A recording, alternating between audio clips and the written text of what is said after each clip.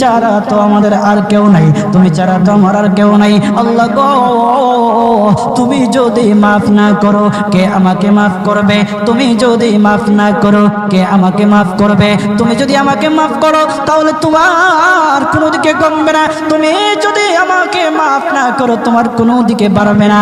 আল্লাহ গো, তুমি আমাকে মাফ করে দাও। সারাটা জীবন অন্যায় কাজ করেছি, সারাটা জীবন নাফরমানি করেছি, আমার কাছে কালেমার দাওয়াত কম আসে নাই, আমার কাছে কালেমার দাওয়াত কম আসে নাই, আমাকে লোকেরা কম বোঝায় নাই। ওগো আল্লাহ, তুমি আমাকে মাফ করে দাও।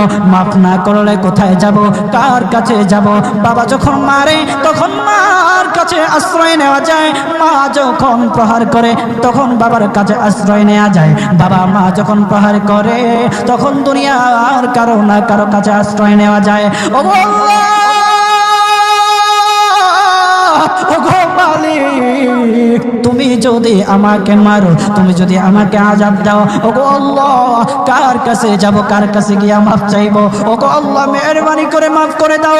এইরকম কান্না করতেছে, কান্না করতেছে, চোখের পানি তার এমন ভাবে পড়তেছে, দাড়ি ভিজতেছে, দাড়ি ভিজে জমিনের মধ্যে চোখের পানি পড়তেছে, কান্না করতেছে। বান্দাটা কান্না করতে করতে করতে করতে আমার আল্লাহর কাছে এমন গ্রহণযোগ্যতা অর্জন করেছে, মহান আল্লাহ রাব্বুল আলামিন তার ডাকে সাড়া দিয়া তার জিন্দেগির সব গুনাহ মাফ করে দিয়েছেন।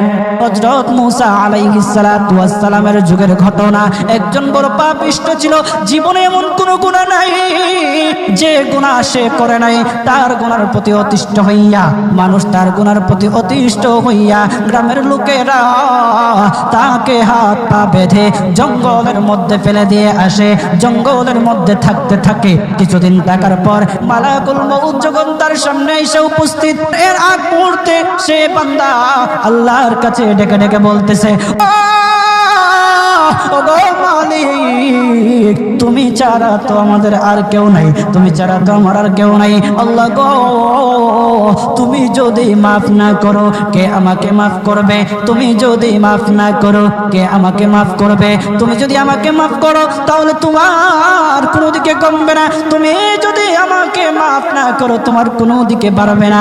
আল্লাহ গো, তুমি আমাকে মাফ করে দাও। সারাটা জীবন অন্যায় কাজ করেছি, সারাটা জীবন নাফরমানি করেছি, আমার কাছে কালেমার দাওয়াত কম আসে নাই, আমার কাছে কালেমার দাওয়াত কম আসে নাই, আমাকে লোকেরা কম বোঝায় নাই। ওগো আল্লাহ, তুমি আমাকে মাফ করে দাও। মাফ না করলে কোথায় যাব, কার কাছে যাব? বাবা যখন মারে তখন মার কাছে আশ্রয় নেওয়া যায়, মা যখন প্রহার করে তখন বাবার কাছে আশ্রয় নেওয়া যায়, বাবা মা যখন প্রহার করে তখন দুনিয়ার কারো না কারো কাছে আশ্রয় নেওয়া যায়। ওগো আল্লাহ,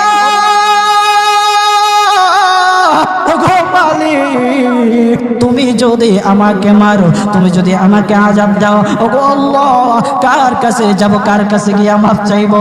ওগো আল্লাহ মেহেরবানি করে মাফ করে দাও। এইরকম কান্না করতেছে, কান্না করতেছে, চোখের পানি তার এমন ভাবে পড়তেছে, দাড়ি ভিজতেছে, দাড়ি ভিজে জমিনের মধ্যে চোখের পানি পড়তেছে, কান্না করতেছে। বান্দাটা কান্না করতে করতে করতে করতে আমার আল্লাহর কাছে এমন গ্রহণযোগ্যতা অর্জন করেছে, মহান আল্লাহ রাব্বুল আলামিন তার ডাকে সাড়া দিয়া তার জিন্দেগির সব গুনাহ মাফ করে দিয়েছেন।